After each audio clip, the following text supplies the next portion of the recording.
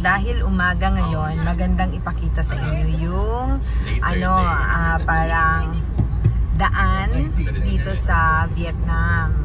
Pero wag lang masyadong kasi wag masyadong mahaba lang.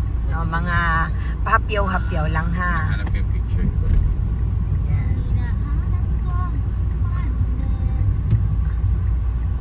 Alam mo, wala kami talagang napansin dito na mainit ang ulo ng mga tao dito. Kahit munti ka nang magbanggaan, never talaga silang yung yung mag-aaway sa daan. Madali silang magkaintindihan. O, ayan yung mga nagmumotor sa kanila, yung helmet pang scooter.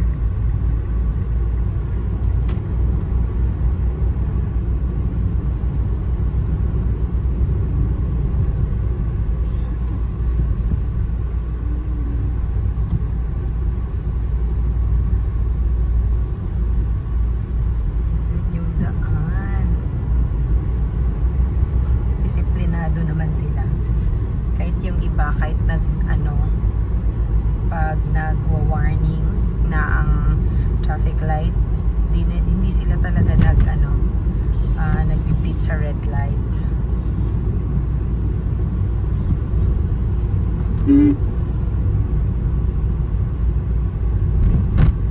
Tingnan mo nyo naman yung mga motor din, grabe, di makaswerve, pero kalmado lahat ng mga tao.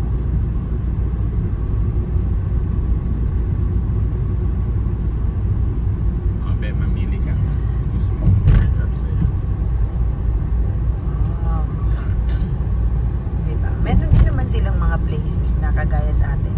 Merong mga squatters area, merong mga pero malinis. Malinis tignan. Parang Manila lang. Kasi parang sa oo, parang Manila yung dating. Mararamdaman mo lang siyang nang hindi siya Manila kasi hindi nakikipag-usap yung ibang mga tao. Lalo na pag nag-i-English ka na, parang ang iba takot sila makipag-usap dahil hindi nila nai-express yung kanilang gustong sabihin.